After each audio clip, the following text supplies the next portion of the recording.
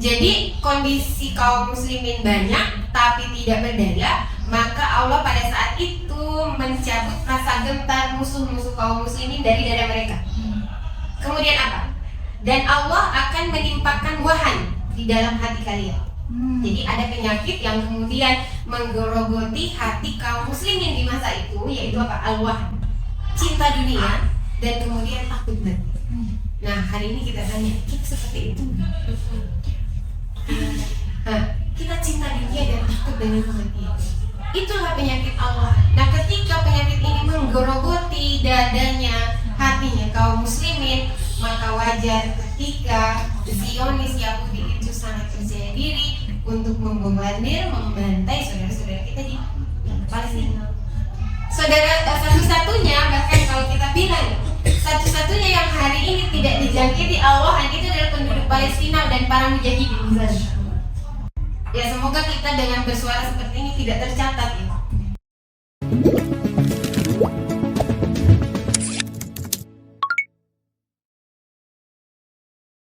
Bismillahirrahmanirrahim. Assalamualaikum warahmatullahi wabarakatuh.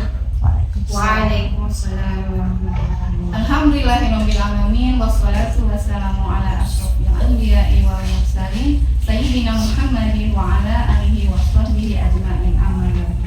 Rabbi shrah li sadri wa yassir li amri wahlul 'uqdatam min lisani yafqahu qawli. Rabbana zidna ilman warzuqna fahman bi rahmatika ya arhamar rahimin. Segala puji dan syukur kita panjatkan kehadirat Allah Subhanahu wa Ta'ala, karena pada kesempatan kali ini kita bisa berjumpa lagi dalam kajian pekanan online komunitas Ibu Hebat. Tak lupa salawat dan salam kita tunjukkan kepada junjungan Nabi besar Muhammad Sallallahu Alaihi Wasallam, untuk keluarganya, para sahabatnya, dan umatnya sampai akhir zaman. Apa kabar Ibu Hebat hari ini? Ibu Hebat, generasi kuat, Allahu Akbar. Komunitas Ibu Hebat memiliki visi menjadi ibu bahagia, produktif dalam menjalani sebagai ibu, hamba, kemudian sebagai anak, sebagai istri, dan sebagai muslimah bagian dari masyarakat. Kemudian memiliki misi bahagia dengan terampil senyum, syukur, dan beramal soleh. Ibu-ibu, sekarang di bulan Syawal, alhamdulillah ya, lewat Idul Fitri ini masih di bulan Syawal, kami komunitas Ibu Hebat mengucapkan selamat Hari Raya Idul Fitri. Taqabbalallahu minna wa minkum siyamana wa siyamakum. Semoga Ramadan kemarin kita benar-benar bersih, dan semoga kita dipertemukan kembali di Ramadan berikutnya. Kami juga komunitas Ibu Hebat mengucapkan minal aidin wal faizin, mohon maaf lahir dan batin. Dalam kajian pekanan hari ini, kajian pekanan komunitas Ibu Hebat akan membahas fakta sesuai dengan kacamata Islam. Nah, alhamdulillah untuk tema kali ini kita akan membahas tentang Gaza membara, Ibu Hebat bersuara. Harus bersuara, betul. Dengan saya Rian Rahayu dan narasumber yang luar biasa, Ibu co-founder komunitas Ibu Hebat, Ibu Nur Asmia. Apa kabar Ibu Nur? Alhamdulillahirabbil alamin, sehat. Alhamdulillah. Mudik Bu? Enggak, masih di Bogor ya. Kirain mudik Bu. Nah, Bu, terkait dengan Gaza di Palestina. Sebenarnya awal tahun itu kan sempat adanya, ini kan kita penjajahan oleh Zionis Israel itu sudah terjadi 1 tahun lebih. 75 tahun. Oh iya, di baru-baru kan terjadi 75 tahun, dan baru yang terbaru itu sekitar 17 bulan ya berjalan ya. Taufan Iya, yang Taufan yang penjajahan Gaza terbaru. Nah, awal tahun kemarin itu sempat terjadi gencatan senjata. Meskipun pada kenyataannya baru beberapa hari Israel sudah menyerang lagi di Gaza. Nah, saya dapat kabar di pertengahan Ramadan itu ada sekitar, saya merinding baru bilang sini begini, ada sekitar 1000 syahid di sana. Itu di bulan ibaratnya di bulan Ramadan, di mana umat muslim ingin menjalankan ibadahnya dengan khusyuk. Tapi saudara kita di sana tidak bisa menjalankan itu karena serangan demi serangan terus berlanjut di sana. Dan korban itu banyak sekali dari kalangan anak-anak dan wanita. Dan ini saya baru baca terbaru kemarin dari data TRT World. Itu ada sekitar 17.954 lebih anak-anak sahih di Gaza. Itu ada sekitar 270 itu anak yang baru lahir. Kemudian 4.000 lebih itu anak yang masih balita, 5.700 itu anak yang baru belajar membaca, dan 4.800 lebih itu anak yang sedang tumbuh mimpinya. Itu kan generasi kaum muslim ya. Nah, terkait fakta hal ini, mungkin Bu Nur bisa berkomentar atau pendapat bagaimana menurut Bu Nur? Ya, bismillahirrahmanirrahim. Nah, kemarin itu kan sekitar Januari ya. Jadi gencatan senjata itu kan sekitar bulan Januari tahun 2025. Nah, kemudian disambut dengan seperti sebuah euforia ya oleh kaum muslimin, bahwa itu juga mungkin menjadi berita gembira ke kita ya.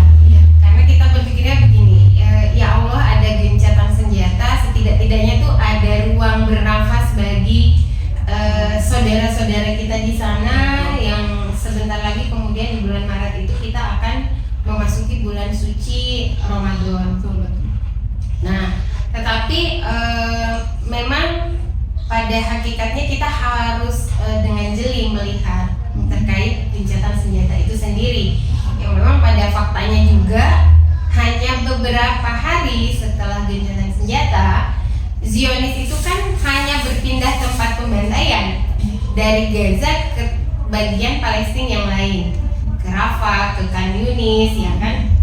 Nah, artinya memang gencatan senjata itu perlu kita cermati sebagai seorang muslim, tentunya dari perspektif syariah, perspektif Islam. Nah,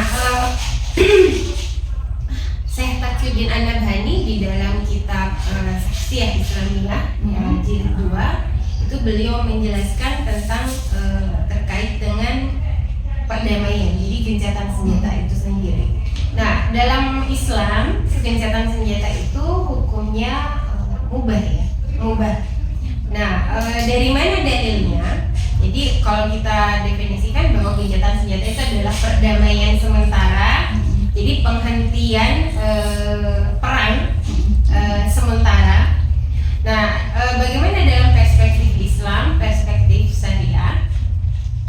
Syekh Taqiyuddin An-Nabhani menjelaskan bahwa hukumnya mubah, tetapi kemubahan itu kemudian harus memenuhi syarat dan ketentuan yang berlaku. Nah, berlandaskan pada aktivitas Rasulullah terkait dengan gencatan senjata itu kan Rasulullah pernah melakukan itu di perjanjian Hudaybiyah ya. Jadi ada pembatasan waktu. Jadi gencatan senjata itu tidak dalam kondisi permanen, tidak boleh permanen, karena ceritanya kan kita sedang berperang. Kalau dalam perspektif syariah ya, bahwa penghentian perang itu adalah dalam jangka waktu tertentu. Jadi ada batasan waktu. Kemudian batasannya, qayyidnya itu adalah batasannya apa?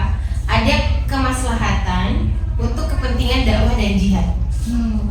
Artinya dakwah, ada kepentingan dakwah Islam, ada kepentingan kaum muslimin di situ. Nah, kepentingan kaum muslimin yang kemudian membolehkan diadakannya gencatan senjata itu atau penghentian sementara peperangan itu harus memenuhi dua, yaitu apa? Ada kepentingan dakwah dan ada kepentingan jihad di situ. Nah, ketika dua kepentingan ini tidak ada, maka hukumnya haram untuk melakukan gencatan senjata. Nah, mungkin kita bisa nanti sama-sama menelaah kembali proses terjadinya perjanjian Hudaybiyah ya. Bahwa ketika perjanjian Hudaybiyah itu dilakukan oleh Rasulullah, memang ada beberapa maslahat-maslahat yang ingin beliau raih di situ. Nah, kemudian yang kedua, jikapun itu sudah terjadi, jikapun gencatan senjata antara kaum muslimin dengan orang-orang kafir ketika berperang itu sudah terjadi, maka harus ada batasan. Nah, sementara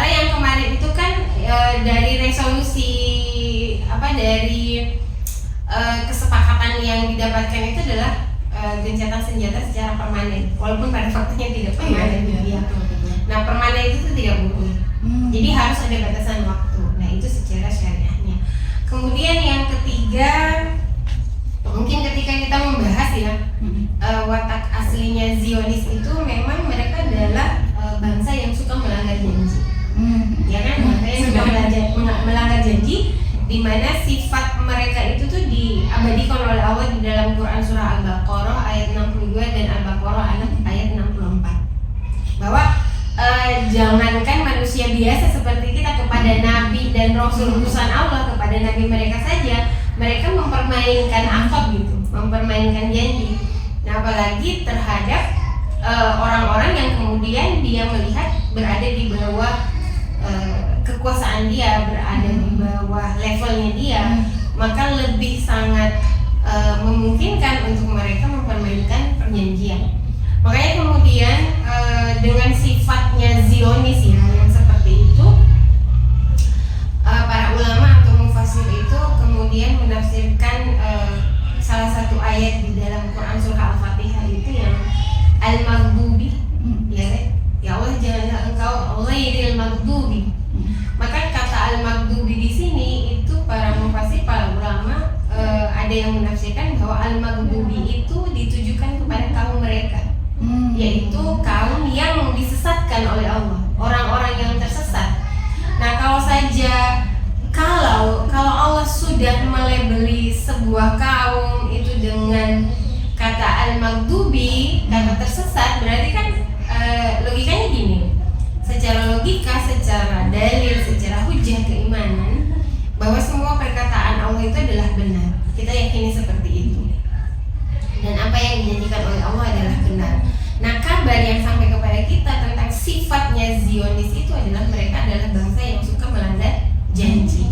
Dan mereka dijuluki sebagai Al-Maghdubi. Dan ketika Allah menyesatkan sebuah kaum, maka tidak ada yang akan mampu memberikan petunjuk kepada kaum itu. Nah, sehingga kalau hari ini kemudian kita bergantung kepada mereka, mengharapkan gencatan senjata kepada mereka, bukankah itu satu kebodohan? Karena Allah saja sudah melabeli mereka, menobatkan mereka sebagai orang yang tersesat. Orang yang tersesat itu tidak akan pernah melihat kebaikan. Nah, maka orang-orang beriman seperti kita, orang-orang muslim itu tidak sepatutnya ya, bahkan merupakan tindakan yang bodoh ketika kita mempercayai tawaran-tawaran perdamaian dari Zionis dan sekutu-sekutunya. Itu mungkin ya, Bu Dia. Iya. Jadi saya dapat ilmunya di sini. Jadi ternyata gencatan senjata itu tidak bisa permanen. Itu hanya sementara waktu dengan tujuan kalau untuk umat muslim itu untuk tujuan dakwah dan jihad. Dan memang ketika lawan itu adalah Zionis, ya sudah gitu, tidak bisa dipercaya, mungkin tidak perlu lagi ada gencatan senjata dengan mereka, ya perang sampai tuntas. Dan seperti itu ya. Karena memang saya luruskan sebentar ya, jangan sampai mungkin nanti wah berarti Islam itu tidak mengenal kata perdamaian. Tidak seperti itu, karena gini, filosofi perang di dalam Islam itu adalah futuhat, penaklukan. Jadi bukan penjajahan, tapi penaklukan. Penaklukan untuk apa? Penaklukan di mana sebuah wilayah yang belum menerapkan hukum Allah itu ditaklukkan agar kemudian mengakui Allah sebagai Tuhan dan menerapkan syariat, yaitu satu-satunya aturan yang bersumber dari Allah. Nah, sehingga perang akan terjadi ketika kaum muslimin mau menaklukkan sebuah wilayah yang dimana di situ terjadi kekufuran, kemaksiatan. Karena kita mafhum bahwa di mana aturan Allah itu tidak diterapkan, maka yang akan terjadi di tempat itu adalah apa? Kekufuran dan kemaksiatan. Ketika kekufuran dan kemaksiatan merajalela, maka yang terjadi dalam kehidupan manusia adalah masalah. Ya ibaratnya kalau hari ini trendingnya gelap gitu. Kehidupan manusia itu gelap. Maka Islam itu datang sebagai risalah, sebagai sebuah risalah yang kemudian dia dijuluki sebagai rahmatan al-alamin, yaitu apa? Membawa manusia minaz zulumati ilan nur, membawa manusia dari kegelapan menuju cahaya yang terang benderang. Nah, tujuan peperangan di dalam Islam itu bukan bukan penjajahan, tapi membawa manusia-manusia dari kegelapan menuju kepada cahaya yang terang benderang. Makanya tidak boleh ada kata perdamaian. Kenapa? Karena kita tidak boleh membiarkan manusia itu di dalam kegelapan terus-menerus. Berarti kan kalau ada gencatan senjata permanen, berarti mengatakan nggak apa-apa kamu ngejar, ya kan? Ya gitu kira-kira. Mungkin agak sedikit Bu Nur terkait tadi futuhat, bukan penjajahan di dalam Islam pun mungkin ketika futuhat yang namanya perang atau futuhat itu ada aturannya ya, maksudnya tidak sampai seperti sekarang yang memberi buta gitu, membumi hangus. Nah gitu. Nanti perlu digarisbawahi bahwa Islam itu ketika futuhat tidak sampai seperti peperangan yang terjadi saat ini. Nah, tadi ya yang Bu Nur sampaikan terkait kesepakatan gencatan senjata.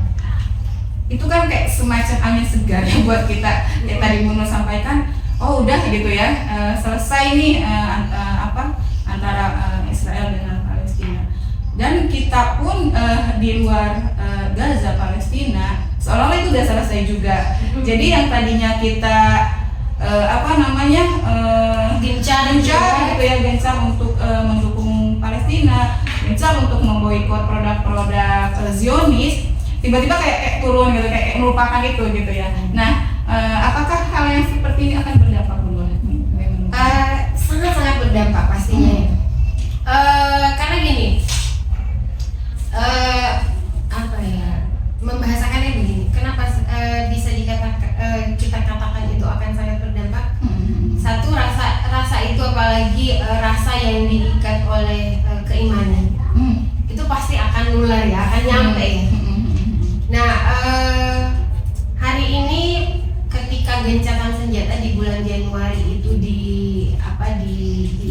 disepakati, kemudian dilakukan penarikan pasukan. Nah, kaum muslimin itu tuh banyak yang terlena, kemudian menganggap bahwa perang di Palestina sudah selesai. Iya. Padahal sebenarnya perang di sana itu tidak pernah selesai. Karena kenapa? Yang terjadi di sana itu bukan perang. Betul. Jadi bukan perang yang terjadi di sana, tapi yang terjadi di sana itu adalah okupasi, penjajahan. Nah, penjajahan itu tidak akan pernah selesai ketika si penjajah itu masih menjajah. Dan ketika si rakyat yang terjajah ini masih dalam kondisi terjajah.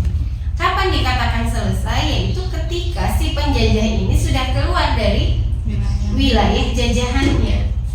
Nah, dampaknya apa ketika kita kendor sebagai seorang muslim? Nah, ini saya nanya ke ibu-ibu, siapa nih yang masih istiqomah boykot? Siapa yang masih istiqomah kemudian share setiap hari?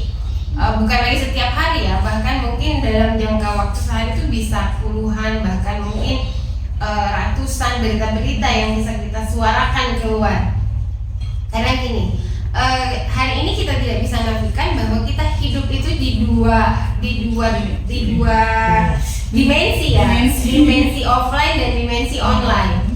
Nah, perjuangan di dimensi offline itu satu bagian tersendiri, dan perjuangan di dimensi online itu satu perjuangan sendiri yang kedua-duanya itu memberikan dampak sebenarnya. Nah, ketika kaum muslimin sudah mulai kendor, maka ada dampak buruk yang akan terjadi. Satu, dari sisi kemanusiaan, yaitu bahwa apa? Karena kita mungkin ya, jadi ibaratnya gini, ala bisa karena terbiasa. Nah, sehingga adalah satu hal yang perlu kita waspadai ketika kita melihat pembantaian saudara-saudara kita di Palestina, kemudian kita merasa biasa-biasa saja. Nah, yang pertama artinya apa? Fitrah kita sebagai manusia itu tuh sudah dipertanyakan, karena fitrahnya manusia itu adalah baik. Fitrahnya manusia itu tidak menyukai kekerasan. Tetapi memang karena frekuensi berita terkait dengan pembantaian, pembunuhan yang itu di luar bayangan kita hari ini sebagai manusia biasa, kekejamannya, kekejiannya, karena karena itu setiap hari menjadi tontonan kita, bisa jadi ketika itu hanya dilihat sebagai sebuah berita yang viral, maka bisa jadi itu menjadi biasa, hanya sekedar berita viral biasa aja. Kemudian tidak ada rasa apa-apa yang muncul di dalam hati kita. Nah, padahal dari sisi kemanusiaan, fitrah manusia itu adalah menyukai kebaikan, tidak menyukai kekerasan. Nah, ketika kita kendor, kita membiarkan, bisa berarti mungkin kita menyetujui atau membenarkan bahwa dari sisi kemanusiaan kita, fitrah kita dirusak. Jadi fitrah kita rusak karena kita tidak melihat persoalan-persoalan Palestina itu dengan kacamata yang benar, hanya dilihat dari sisi kemanusiaan. Nah, kalau dari sisi kemanusiaan saja, maka suatu hari kita pasti jenuh.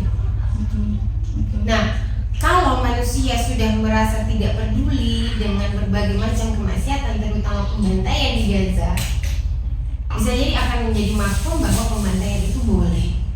Pembantaian itu adalah suatu perkara yang lumrah. Ketika negara besar menjajah negara kecil, menjajah negara miskin, mengeksploitasi, kemudian membunuh perempuan, anak-anak dan laki-laki di satu negara, itu adalah perkara yang kita abaikan. Nah, maka nanti bisa jadi menjadi legal. Karena satu kemaksiatan yang kemudian ditoleransi, maka dia akan dari hari ke hari akan semakin meningkat tingkat toleransinya. Maka kemaksiatan itu akan tumbuh dari kecil menjadi kemaksiatan yang besar. Maka adalah sangat berbahaya pun bagi kita dari sisi kemanusiaan, karena jangan sampai fitrah kemanusiaan kita sebagai manusia yang menyukai kebaikan, tidak menyukai kekerasan, itu pelan-pelan kita akan menganggap biasa kekerasan itu. Nah, kemudian yang kedua, dampak yang kedua yaitu dampak keimanan. Nah, ini yang paling penting. Kenapa? Ketika seorang muslim mengabaikan pembantaian atau penjajahan yang dilakukan oleh bangsa kera di Palestina sana terhadap saudara-saudara muslim kita, maka dia telah melakukan perkara yang bermaksiat kepada Allah. Dia telah melakukan kekufuran, sebagaimana Rasulullah bersabda, yang artinya di dalam hadis beliau itu, beliau menggarisbawahi bahwa tidaklah termasuk kaumku seseorang yang tidak mencintai saudaranya seperti yang mencintai dirinya sendiri. Kemudian ada lagi hadis yang lain bahwa sempurnanya iman seseorang itu adalah ketika ia mencintai saudaranya seperti ia mencintai dirinya sendiri. Maka kesempurnaan iman seorang muslim itu akan terlihat dari bagaimana ia mencintai, peduli terhadap kondisi atau nasib saudara-saudaranya yang lain. Bahkan itu jauh sekalipun di Palestina. Nah, karena gini, Palestina itu bukan hanya sebuah kondisinya, bukan hanya sebuah negara yang terjajah, tetapi di sana itu adalah kiblat pertama umat muslim. Kemudian di sana itu dinobatkan oleh Allah dan Rasulnya sebagai Al-Quds, ya, Baitul Maqdis, tanah keberkahan. Dan yang terpenting itu adalah bagaimana kemudian bahwa kondisi keimanan kaum muslimin itu barometernya itu adalah di Baitul Maqdis, di bumi Syam. Berarti ketika kondisi kaum muslimin di sana rusak, maka berarti kondisi keimanan kaum muslimin secara keseluruhan itu sedang rusak. Nah, dan ini bisa kita lihat hari ini bahwa tidak bisa kita pungkiri keimanan kita hari ini sedang tidak baik-baik saja, karena saudara-saudara kita di sana sedang berlumuran darah, sementara kita di sini tidak merasa ikut peduli. Dan sampai hari ini tidak satu pun dari negeri-negeri muslim yang kemudian tergerak untuk mengirimkan pasukannya ke sana untuk menolong saudara-saudara kita, terutama yang berada di sekitaran Baitul Maqdis. Nah, itu jadi perkara keimanan itu bisa kemudian merusak keimanan kita. Walaupun kita tidak menjadi seorang yang murtad, tapi mengabaikan penjajahan yang terjadi, pembantaian yang terjadi di Palestina, itu adalah perbuatan yang kemudian jatuh pada kekufuran, perbuatan yang pahalanya sama dengan kekufuran. Jadi kita sama halnya tidak mengakui mereka sebagai saudara kita. Ya mungkin karena hari ini kita disekat oleh batas-batas imajiner yang dibuat oleh orang-orang kafir, itu apa, batas-batas regional, batas-batas teritorial sebuah bangsa, sehingga kaum muslimin itu terpisah menjadi kurang lebih 57 negara. Nah, ketika kita tidak peduli, bisa jadi karena pengaruh pemikiran kufur itu tadi. Ya ngapain ngurusin orang Palestina, orang dia bangsanya di sana, kita bangsanya di sini, bangsa kita juga gelap gitu ya. Nah nggak usah ngurusin orang-orang di sana. Nah itu adalah pemikiran-pemikiran kufur yang harus dihilangkan dari benak kita. Dan ketika kita membiarkan ketidakpedulian ini, itu kita biarkan, bisa jadi memang syuur Islam kita itu akan semakin hilang.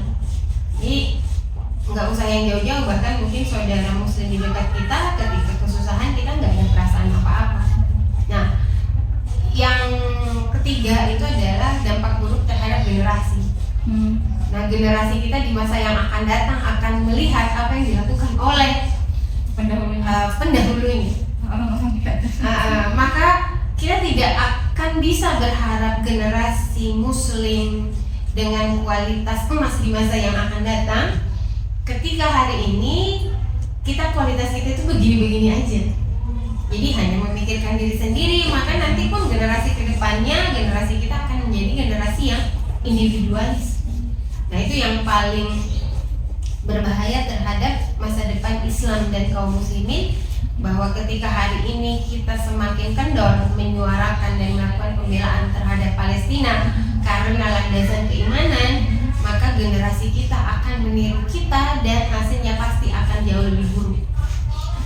Nah itu mungkin ya dampak ketika kita kendor atau mulai asik dengan urusan kita sendiri sehingga kita tidak peduli dengan kondisi Palestina. Saya ulang sedikit tadi ya, dampak terkait tadi ya, kalau kita sudah mulai kendor atau melupakan yang terjadi di Palestina atas dukungan kita, ya tadi yang pertama kemanusiaan ya. Jadi yang pertama dampak kemanusiaan, yang fitrah kita akhirnya menjadi rusak, tidak ada rasa empati kali ya, simpati seperti itu. Kemudian keimanan, yang kedua keimanan. Nah tadi saya benar-benar garis bawahi dari Bu Nur, tidaklah masuk kaum Rasulullah jika tidak mencintai saudaranya seperti mencintai dirinya sendiri. Sedalam itu gitu ya apa yang tidaklah menjadi bagian dari kaumku ketika ia tidak memikirkan persoalan umat. Ketika ia bangun di pagi hari dan tidak memikirkan persoalan umat, maksudnya memikirkan persoalan kaum muslimin. Nah itu ya. Dan mungkin juga ada satu lagi Bu Nur, ketika ibarat tubuh itu loh Bu Nur, ibarat tubuh satu merasa ketika satu tubuh itu sakit, itu kan kita sebagai saudara kita akan merasakan sakit yang sama seperti itu. Yang ketiga itu generasi gitu. Ketika kita tidak dari sekarang gitu kita mencontohkan kepada generasi kita, maka mungkin akan lebih rusak lagi generasi yang akan datang gitu. Nah Bu Nur, ini kan berulang ya, tadi seperti Bu Nur sampaikan 75 tahun Israel itu menjajah Palestina. Nah apa ya gitu, maksudnya yang terakhir itu kan juga kalau kita lihat di berita semakin masif, semakin brutal, semakin kalau lihat itu udah di luar nalar manusia gitu ya kalau lihat yang terjadi di berita. Itu sebenarnya apa yang membuat Zionis kaum kera ini percaya diri gitu ya, terus-terusan melakukan genosida atau penjajahan terhadap saudara kita di Palestina di Gaza. Iya. Nah ini pertanyaan yang sangat penting untuk kita jawab sebenarnya. Jadi hari ini berdasarkan data terbaru itu di bulan Februari ya 2025 Jumlah kaum muslimin itu di dunia sekitar 2 miliar.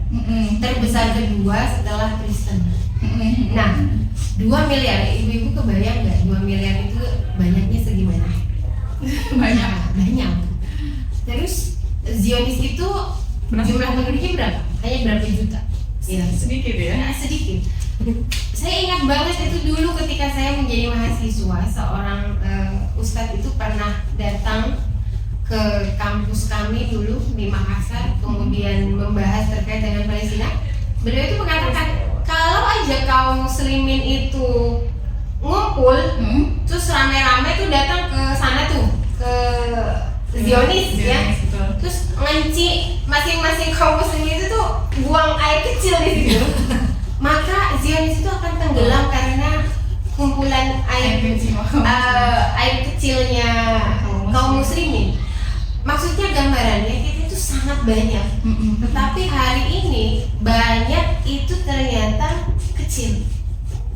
Kecil kenapa? Karena kita bayangkan hari ini ya teman-teman, ibu-ibu, hari ini di Gaza itu bukan hanya mereka dimatikan dengan rudal ya, bahkan yang kemarin itu tuh sampai kita melihat sebuah fakta yang sangat mengiris hati ketika Zionis itu membom sekolah. Jadi ada 3 sekolah yang dibom, kemudian kita melihat tubuh anak-anak itu terpental ke atas. Ada beberapa tubuh terpental ke atas, kemudian mereka juga membombardir tenda-tenda pengungsi. Kemudian yang dibunuhi itu adalah petugas medis, kemudian wartawan, mereka target. Nah, itu tuh apa ya, seolah-olah 2 miliar kaum muslim itu tuh nggak ada yang bisa menolong satupun. Nah, itu di satu sisi. Di sisi yang lain, Zionis itu kemudian memblokade semua logistik, sehingga di Gaza itu semua pabrik roti tutup. Tidak ada satu botol pun air bersih. Artinya apa? Genosida yang dilakukan oleh Israel, oleh Zionis, oleh bangsa kera itu di sana itu 2: bombardir, pembunuhan dengan militer, kekuatan militer, dan yang kedua membuat penduduk Gaza itu, Palestina itu kelaparan. Rafah hari ini itu sudah kosong karena semua penduduknya itu diusir duluan. Nah, terakhir tadi malam saya membaca bahwa plan kedepannya Palestina itu Gaza, Palestina secara keseluruhan akan dijadikan penjara terbesar oleh Zionis. Jadi daerah-daerah, wilayah-wilayah yang masih ada kaum muslimin bertahan di situ, maka di pinggirannya mereka akan membuat pemukiman Yahudi. Nah, sehingga saudara-saudara kita benar-benar akan terkurung oleh kekuatan mereka. Nah, pertanyaannya, kok bisa mereka sepercaya itu? Padahal dulu kaum muslimin itu pernah selama kurang lebih 1300 sampai 1400 tahun itu menjadi sebuah negara superpower di dunia, hingga kemudian kalah, kekhilafahan Utsmani itu kalah di Perang Dunia Pertama dan akhirnya runtuh. Nah, mungkin kita perlu mengingat bahwa hal ini tuh udah ibaratnya apa ya? Udah diisyaratkan oleh Rasulullah sejak 1500 tahun yang lalu. Ya kan? 1500 tahun yang lalu ya. Nah, 1400 ya, belum sampai 1500, menuju 1500. Nah, hadis dari riwayat dari Abu Daud, saya nyontek ya karena saya belum hafal hadisnya, takut salah. Hadis dari Rasulullah SAW yang sangat masyhur, an Thawbana qala Rasulullah sallallahu alaihi wasallam, yusikul umamu antada'a alaikum. Jadi dari Sauban, beliau berkata, telah bersabda Rasulullah, nyaris sudah para umat-umat selain Islam berkumpul bersekongkol menghadapi kalian. Nah, kama tada'a al-akalatu ila qas'atiha, sebagaimana berkumpulnya orang-orang yang kemudian makan menghadapi bejana makanannya. Jadi dari Sauban, beliau meriwayatkan bahwa Rasulullah pernah bersabda, akan ada satu masa di mana kalian kaum muslimin itu akan dikerumuni oleh oleh mereka itu maksudnya orang-orang kafir itu sebagaimana orang-orang berkumpul kemudian menghadapi bejana makanannya. Gimana sih modelnya kalau orang tuh ini Bagi-bagi kue gitu ya. ada bejana makanan di depan, kemudian orang-orang berkumpul saling berebut. Nah, maka ketika Rasulullah menyampaikan hadis tersebut, para sahabat itu bertanya, karena nggak kebayang gitu ya. Nah, sahabat itu bertanya, faqala qailu wa min qillati nahnu yauma idzin. Kemudian beliau menjawab, sahabat bertanya, apakah pada saat itu kami sedikit ya Rasulullah? Jumlahnya sedikit. Qala, Rasulullah menjawab, bal antum yuma idzin katsirun walakinnakum gusaan ka gusain. Jadi tidak, bahkan pada hari itu kalian banyak. Jadi katsiran walakinnakum, akan tetapi kalian itu apa? Gusain ka gusain al as-sayl. Jadi seperti buih. Jadi gusaan kalian itu seperti buih di mana? Kagusa isaili, seperti buih di lautan. Jadi gambarannya itu Rasulullah itu menggambarkan kepada para sahabat bahwa nanti kaum muslimin itu, karena kan di hadis-hadis sebelumnya kan kepada para sahabat kan digambarkan bahwa kaum muslimin itu akan menguasai Konstantinopel, akan menaklukkan Konstantinopel. Nanti kekuasaan kaum muslimin itu akan mencapai dari Maroko sampai ke Maroke. Nah, akan menguasai dari timur sampai barat. Berarti kebayangkan super powernya kekuatan kaum muslimin. Dan para sahabat meyakini itu. Nah, ketika Rasulullah menyampaikan menyampaikan hadis ini kepada para sahabat, bahwa suatu saat kalian itu akan diperebutkan, akan dihadapi oleh orang-orang kafir itu, ibaratnya nyamot-nyamot aja tuh, nggak ada perlawanan. Wilayah-wilayah kalian akan dicaplok oleh orang-orang kafir, kalian akan dikunyah, akan dilumat seenak perut mereka. Terus kata para sahabat, ya Rasulullah, apakah saat itu kami sedikit? Kata Rasulullah, enggak, kalian itu banyak. Tetapi apa? Kalian itu seperti buih. Buih yang di mana? Buih yang di lautan. Buih di lautan itu kan kalau ombak gede itu ya, ada buih itu.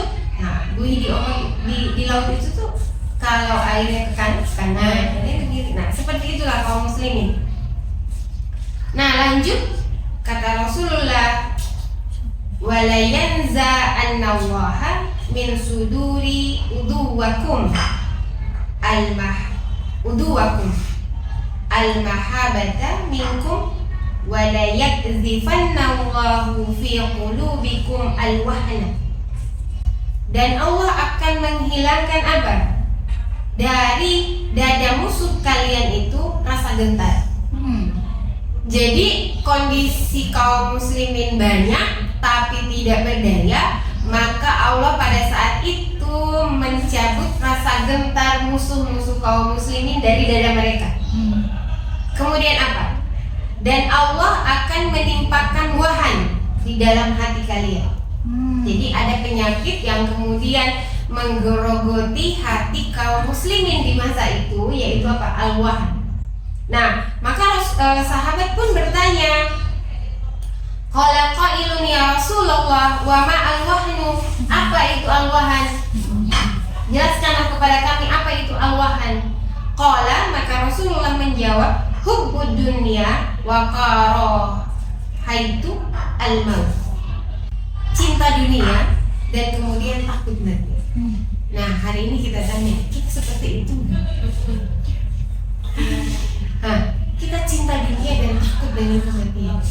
Itulah penyakit Allah. Nah, ketika penyakit ini menggerogoti dadanya, hatinya kaum muslimin, maka wajar ketika Zionis Yahudi itu sangat percaya diri, untuk membombardir, membantai saudara-saudara kita di Palestina.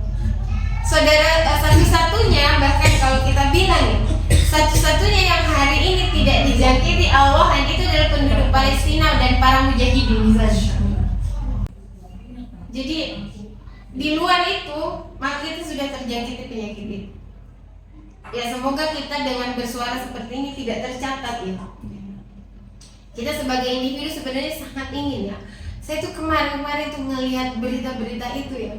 Ya Allah, kalau saja mengumpat itu dibolehkan untuk seorang muslim, udah saya ngumpat ini, maksudnya pengen banget apa tuh ngomong, tapi masih ingat bukan karakter seorang muslim untuk kemudian mengumpat orang lain seburuk-buruknya orang ya. Rasulullah tidak pernah mengajarkan kita untuk mengumpat. Jadi ya masih ditahan-tahan gitu. Saking gregetnya gitu, saking ininya. Ya Allah, itu pemimpin-pemimpin negeri-negeri muslim cuma bisa berpidato kenegaraan, berapi-api membela Palestina tapi nihil aksi. Sampai hari ini tidak satu negara pun yang bisa membawa sekilo gandum atau sebotol roti masuk ke dalam Gaza. Bahkan hatta Mesir yang berbatasan langsung, Yordania, ya kan? Nah, padahal kata Rasulullah, ini saya mengutip yang lain. Padahal kata Rasulullah Shallallahu Alaihi Wasallam, beliau bersabda yang status ini hadisnya adalah muttafaqun alaih. Rasulullah bersabda, aku diberi kemenangan dengan kegentaran musuh sejauh perjalanan 1 bulan. Artinya apa? Dulu Rasulullah ketika disiarkan perang kepada musuh-musuh Islam, maka musuh-musuh Islam itu sudah merasakan kegentaran yang luar biasa di dalam dada mereka, dan itu adalah pertolongan yang diberikan oleh Allah kepada Rasulullah, bahwa ketika Rasulullah mau memerangi suatu kaum, belum pergi berperang 1 bulan, belum pergi berperang, musuh-musuh kaum muslimin udah gentar, udah menang duluan tuh kaum muslimin. Saking apanya? Saking kuatnya keimanannya mereka. Nah, artinya apa? Ketika hadis ini disampaikan oleh Rasulullah kepada para sahabat itu kayak yang gimana sih? Mungkin ya Rasulullah gitu ya. Kami yang hari ini bisa kita yang bisa menaklukkan Jazirah Arab, kemudian yang bisa dengan pengorbanan yang luar biasa, dengan kemampuan perang yang bagus. Kok bisa kita digituin sama orang-orang kafir? Para sahabat saat itu tidak mampu membayangkan kondisi kaum muslimin saat itu, karena saking kuatnya keimanan mereka. Jadi kalau orang kuat tuh masa sih sampai seperti itu gitu ya. Bahkan kan kalau digambarkan saat itu perang Badar aja, umat muslim itu jauh lebih sedikit, 1:10 orang kekuatannya. Terus di perang-perang yang lain itu selalu pasukan kaum muslim itu jauh lebih sedikit. Kita aja yang lebih sedikit ya Rasulullah itu mampu mengalahkan orang-orang kafir. Tapi kok kenapa nanti kita banyak, tapi justru kita yang diinjak-injak gitu. Nah, kebalikannya, hari ini kita tidak mampu membayangkan bagaimana dulu Islam itu berjaya. Islam itu disebarkan oleh para sahabat dan ulama, generasi-generasi salaf, generasi-generasi kesatria kita, pendahulu-pendahulu kita, saking lemahnya iman kita. Kan kita sekarang tuh kayak ngawang-ngawang ya. Kok bisa Muhammad Al-Fatih di usia 9 tahun udah diajak ke Medan melihat pembangunan benteng sama bapaknya. Di usia 13 tahun beliau itu udah dipercaya untuk memimpin sama bapaknya. Dan di usia 23 tahun dia sudah berhasil mengalahkan sebuah peradaban besar di dunia. Sudah bisa menaklukkan benteng terkuat di dunia yang selama berabad-abad tidak bisa ditaklukkan oleh pasukan-pasukan yang lain. Kan kita kebayang, karena saking lemahnya kualitas kita, saking rendahnya kualitas kita hari ini. Nah, kenapa Yahudi atau Zionis dan musuh-musuh Islam yang lainnya, bukan hanya Zionis ya, kita sendiri di negara kita sendiri ini, di negara kita ini, kita sendiri kan sedang dijajah sebenarnya. kita banyak, Iya, betul. tapi kita miskin. Kita seperti ayam yang kelaparan di tengah lumbung padi. Harga kelapa berapa ibu? 40.000, 20.000 sampai 40.000. Iya. Nah, terus nanti solusi dari penguasa kita apa? Tanam kelapa. Ketika cabai mahal, tanam cabai. Ya mungkin nanti kalau kelapa mahal, tanam kelapa. Tapi gimana caranya? Kelapa itu kan butuh waktu tahunan sampai puluhan buat berbuah. Nah, hari ini kalau di Palestina dijajah dengan bom, dengan kekuatan militer, maka di negeri muslim yang lainnya kita pun sedang dijajah dan kita dalam kondisi yang seperti buih tadi. Nah itu mungkin. Jadi penyebabnya karena dua penyakit itu. Tadi ya cinta wahat itu ya. Al-wahani. Jadi kita cinta dunia dan Saya langsung terus dengar seperti itu. Jadi walaupun jumlah banyak tidak menjamin kekuatan kita kalah dengan yang jumlahnya sedikit. Jadi yang sedikit itu merasa lebih percaya diri karena mereka memiliki kekuatan, sedangkan kita tadi terlalu berjudung ya cinta dunia dan takut mati dengan jumlah yang kita banyak. Dan itu tergambar dari penguasa-penguasa ya, maksudnya sekelas penguasa pun tidak berdaya gitu untuk membantu saudara kita di Palestina. Nah, benar. Nah ini kita nih sebagai seorang ibu, nah jauh dari Palestina. Sebenarnya peran apa ya yang bisa kita lakukan untuk membela Palestina? Posisi kita sebagai seorang ibu. Nah, mungkin nyambung dari pertanyaan yang tadi ya, bahwa ketika kondisi kaum muslimin itu banyak, tapi kemudian seperti buih di lautan yang diperebutkan, karena memang Allah itu melimpahi negeri-negeri muslim itu dengan kekayaan alam yang sangat banyak, potensi sumber daya alam yang melimpah, tetapi kemudian hari ini kita dijajah, dirampas. Nah, sebenarnya Al-Wahan ini tuh muncul diawali dari mulai meninggalkannya kaum muslimin itu terhadap hukum-hukumnya Allah.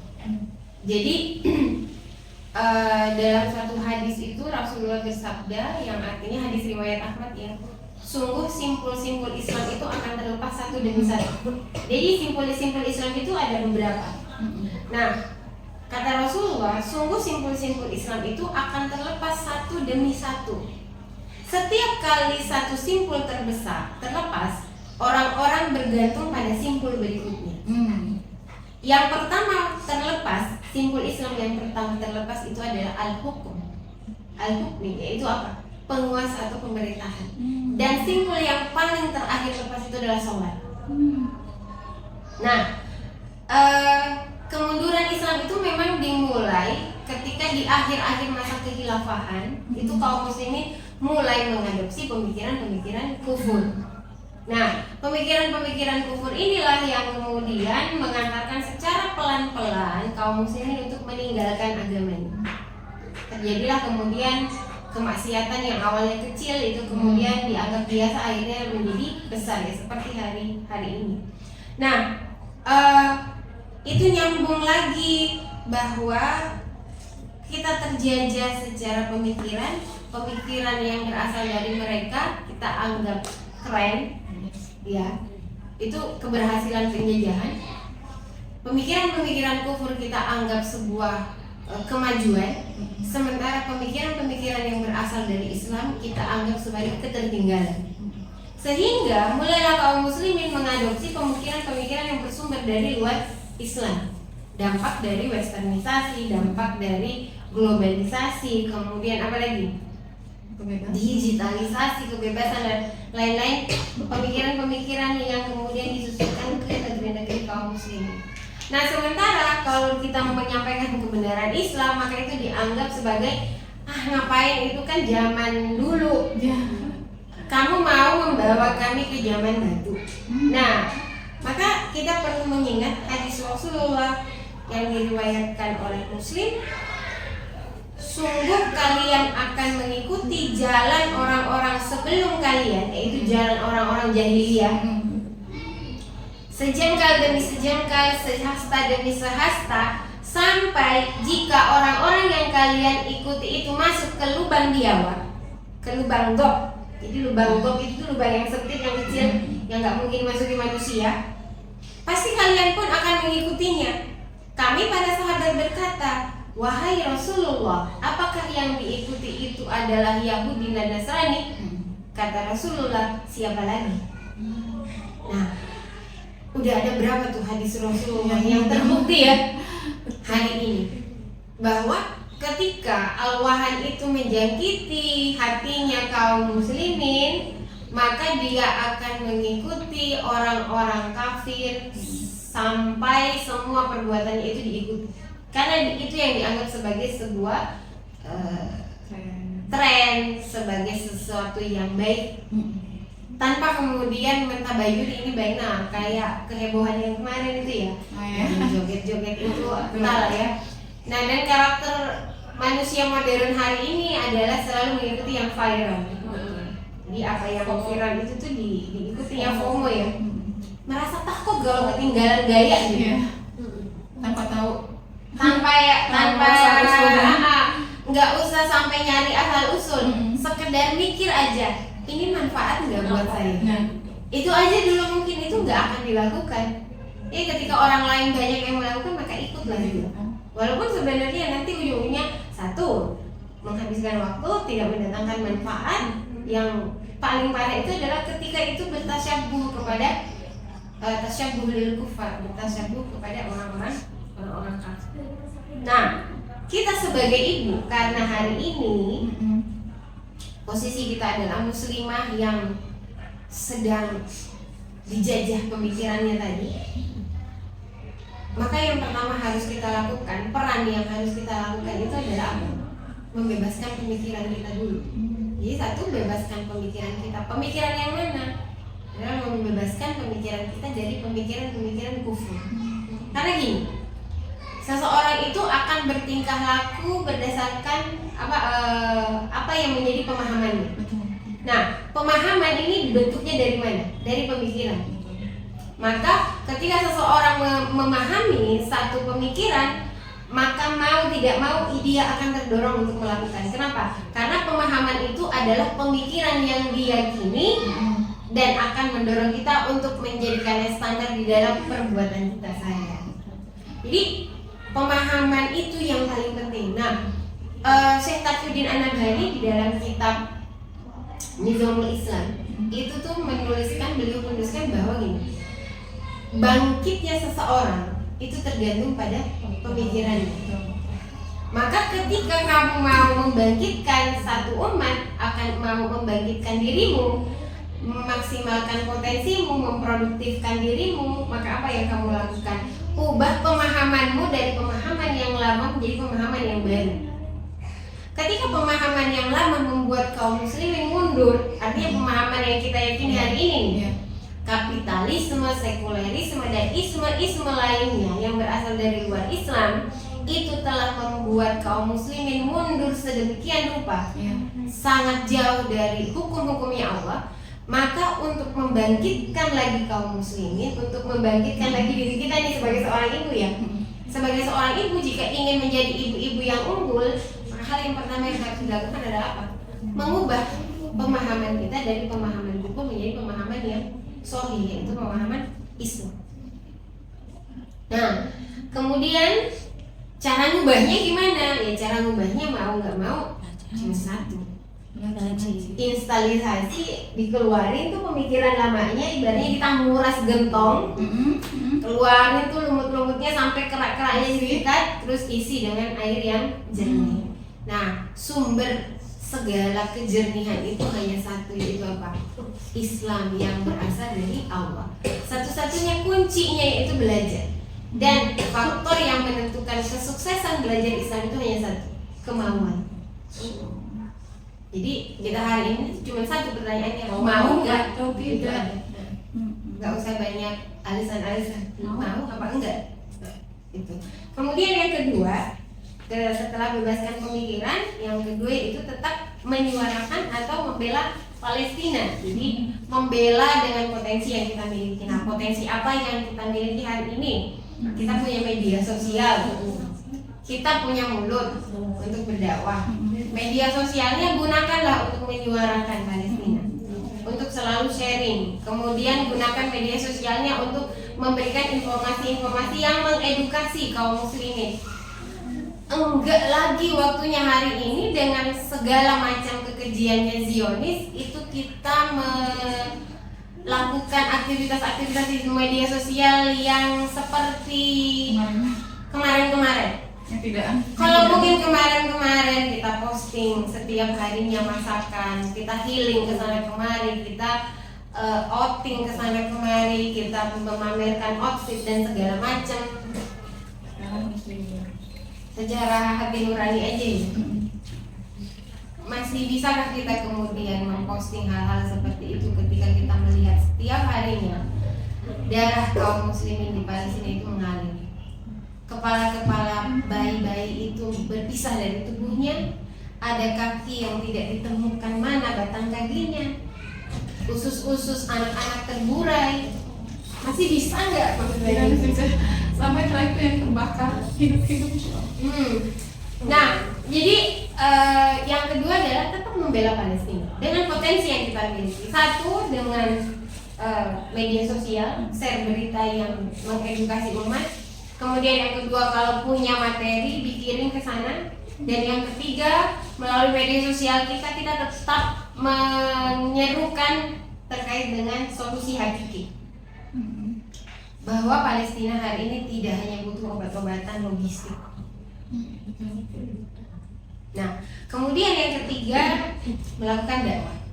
Jadi dakwah apa? Dakwah kepada Islam kafah, dakwah kepada solusi hakiki, bahwa hari ini kaum muslim di Palestina tidak ada satupun yang menolong, karena kekuatan kaum muslimin itu tercerai-berai menjadi 57 negara. Padahal kita sebenarnya semua ini bersaudara. Rasulullah menggambarkan kaum muslimin itu tuh ibarat satu tubuh. Ketika satu bagian sakit, maka bagian yang lainnya sakit. Nah, hari ini kondisinya nih kepala tubuh itu dipenuhi racun. Racun apa? Racun pemikiran. Jadi ibaratnya kalau kepalanya udah error, ke bawahnya itu akan error semua. Mulai dari otot, organ-organ dalam, metabolismenya itu sistem metabolisme segala macam kan akan error. Karena pusat informasinya itu di kepala. Nah, hari ini kepala tubuh itu, kepala kaum muslimin itu tuh banyak toksik. Lagi error karena banyak pemikiran kufur. Nah, apa yang harus dilakukan sebagai seorang ibu tadi? Bebaskan pikiran itu dengan belajar. Yang kedua, tetap mendakwahkan, mendukung Palestina dengan potensi yang dimiliki. Yang ketiga, mendakwahkan solusi hakiki, bahwa Palestina hanya akan bisa ditolong ketika kaum muslimin bersatu. Nah, persatuan ini nanti yang akan mengantarkan kaum muslimin untuk sama-sama menegakkan kembali sang junnah, sang pelindung yang dibisyaratkan oleh Rasulullah, yaitu tegaknya khilafah yang kedua. Pasukan kaum muslimin yang besar akan lahir di sini, akan dikerahkan oleh siapa? Oleh khilafah. Karena nggak akan mungkin ada pengerahan pasukan kalau kaum muslimin tidak punya institusi. Nah, kemudian yang keempat adalah meminimalisir kelemahan kita dengan berjamaah. Karena tadi mau itu susah dijaga istiqomahnya kalau tidak berjamaah. Nah, itu jadi bebaskan pemikiran, mendukung dengan potensi yang dimiliki. Kemudian yang ketiga, mendakwahkan Islam kafah. Yang keempat, berjamaah. Itu aja. Iya, sekali lagi sama Bu Nur. Satu persatu tadi ya. Sebagai tadi sebagai ibu tadi ya harus belajar, mudah-mudahan mulai belajar Bu, gitu ya. Bebaskan pemikiran kita dari pemikiran yang kufur ya. Udah mulai, kalau ibarat dia ngaji gitu ya. Mudah-mudahan mengaji tentang pemikiran, maksudnya tentang pemikiran Islam kita tuh lebih ditingkatkan. Yang kufurnya tadi ibarat yang ngomong-ngomong itu dibuang, diganti dengan pemikiran Islam. Jadi kalau talks banyak masih ada pun walaupun diisi tetap aja nggak bisa nyerap, nyerap gitu ya, nggak bisa. Detoksifikasi ya kalau di istilah kesehatan. Kesehatan tubuh itu didetoks dulu tuh yang racun-racun di tubuh, baru dimasukin yang sehat-sehat. Nah yang kedua tadi membela dan menyuarakan, tetap membela dan menyuarakan pemerintah terhadap Palestina bisa melalui medsos atau materi. Terus yang ketiga tadi dakwah, nggak pernah berhenti untuk mendakwahkan Islam kafah, karena bagaimanapun kalau bukan dengan Islam kafah nggak pernah bisa ini, nggak pernah bisa maju. Dan juga tadi Tidak akan bisa menyelesaikan masalah. Dan juga tadi ya dengan Islam kafah itu kita akan punya junah pelindung ya ketika syariat Islam itu diterapkan. Yang terakhir itu tadi meminimalisir dengan berjamaah. Kalau sendiri nggak bisa, kalau ibarat dorong mobil sendiri nggak bisa, harus ramai-ramai. meminimalisir kelemahan kita. Iya. Nah, yang terakhir Bu Nur, sebelum ini penutup. Nah, perlukah ya kita, ini kan kita sebagai ibu ya, perlukah kita menginstal kembali ke anak-anak kita ini? Ada caranya nggak Bu Nur? Bagaimana caranya? Misalnya kita sudah nih pemahaman yang tadi Bu Nur sampaikan, diinstal kembali ke anak-anak kita sehingga generasi yang akan datang pun bisa tercerahkan, lebih paham Iya. juga. Harus. Hmm. Jadi instalisasi perasaan bahwa kaum muslimin Palestina itu adalah satu dengan kita. Ketika mereka sakit, mari kita sakit. Nah itu justru harus dilakukan oleh kita para ibu. Dengan apa? Dengan menyampaikan, menginstalnya itu melihat perkembangan usia anak-anak kita juga. Nah ini mungkin secara teknisnya itu mungkin belajar parenting ya, bahwa ketika usia anak itu 0 sampai 7 tahun pertama, maka yang diberikan itu hanya berupa pengenalan informasi. Informasi disampaikan dengan cara yang penuh cinta kasih ya, bukan mendoktrin atau yang sejenisnya. Tapi hanya sekedar pengenalan, memberitahukan kepada mereka, mengenalkan bahwa di sana ada wilayah kaum muslimin yang sedang terjajah, itu Palestina. Kemudian ini mungkin karena baru lebaran, ibu-ibu anak-anak tuh biasanya kan dapat ini ya dapat amplop ya, hadiah dari tantenya mungkin, dari kerabat orang tuanya. Nah, ajaklah anak-anak kita itu mungkin untuk berinfak. Ya tanya, ini nih Umi mau infak ke Palestina, ada yang mau ikutan nggak? Nah, itu mungkin salah satu hal yang bisa merangsang ya kepedulian mereka. Nah, di usia 8 sampai 15 tahun itu sudah mulai diajak untuk memahami, kemudian mengamalkan, dan diajak untuk terlibat di dalam perjuangan. Nah, instalasi ini memang prosesnya sesuai tahapan umur anak ya. Jadi kalau masih kecil ya butuh kesabaran, karena nggak bisa juga kemudian kita langsung jelaskan ini semua tadi kepada anak usia 10 tahun, nggak mungkin. Nah, instalisasi informasi, instalisasi pemahaman Islam kepada anak-anak ini sangat membutuhkan adanya rasa percaya dari anak kepada ibunya. Maka rasa percaya itu bisa tumbuh kalau dia melihat ibunya punya ilmu. Nah berarti kita mau tidak mau memang harus menuntut ilmu. Kemudian yang kedua, rasa percaya itu hanya akan tumbuh kepada orang yang dia cintai dan dia percaya bahwa orang itu mencintai dia. Jadi sehingga yang harus dibangun adalah menumbuhkan kepercayaan anak bahwa kita mencintai dia. Baru kemudian bonding itu terbentuk, kepercayaan itu terbentuk, dia akan menerima informasi yang kita sampaikan. Nah, di satu sisi lagi itu butuh kemudian keterampilan berkomunikasi pastinya ya. Jadi komunikasi cinta. Nah, komunikasi cinta itu adalah ketika kita menyampaikan satu informasi, yang ketika kita menyampaikan informasi itu maka orang yang menerimanya itu merasa kita cintai. Nah, kemudian yang kedua adalah keteladanan. Artinya apa? Nggak mungkin seorang ibu yang tidak membela Palestina itu kemudian nyuruh anaknya bela Palestina. Itu nggak bisa. Maka itu yang harus kita lakukan, ibu-ibu. Instalisasi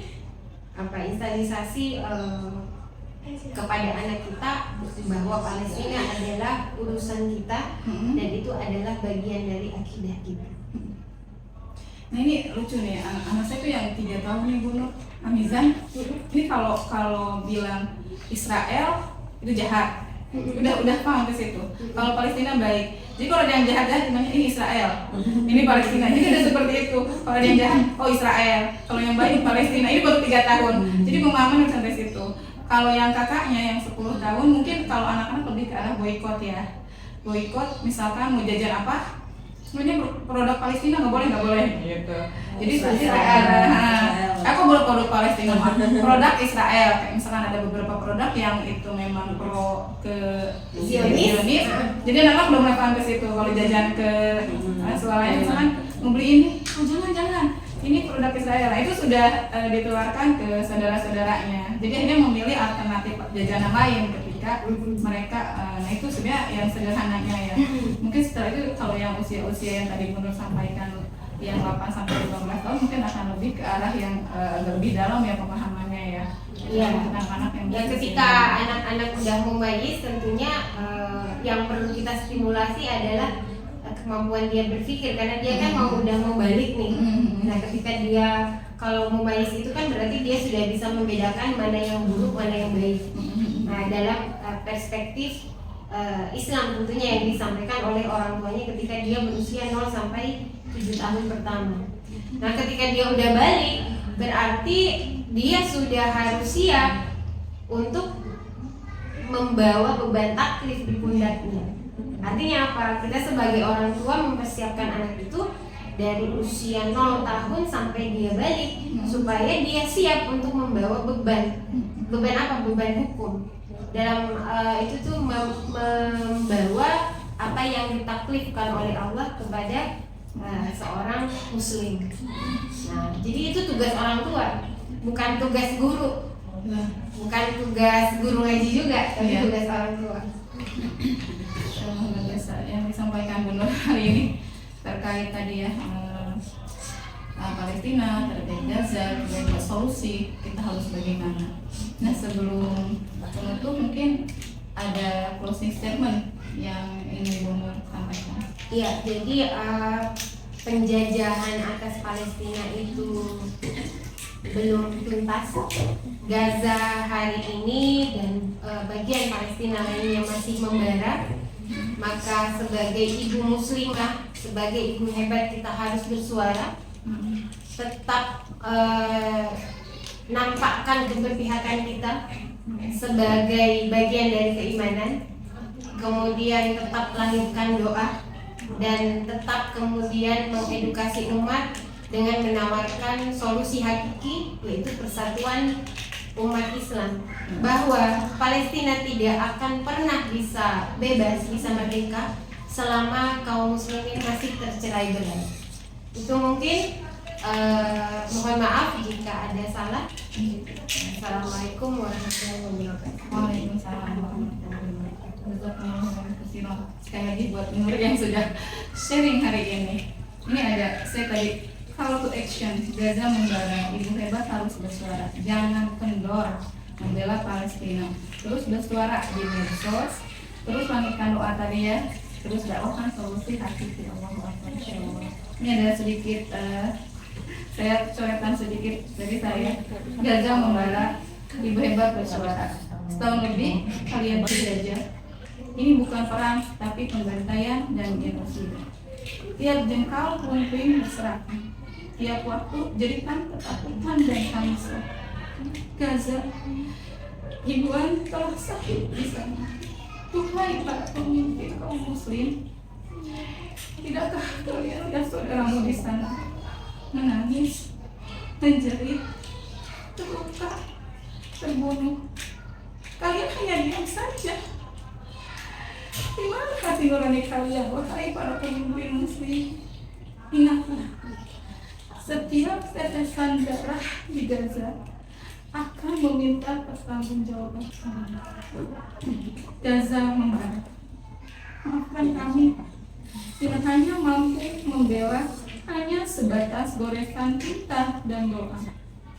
Saudara kami di Gaza, Kami, Ibu Hebat, akan terus bersuara sampai kelak kemenangan Gaza tiba. Saya, Rian, mohon maaf jika ada salah kata. Saya mohon maaf dan undur diri. Wabillahi taufiq wal hidayah. Assalamualaikum warahmatullahi wabarakatuh. Waalaikumsalam warahmatullahi wabarakatuh.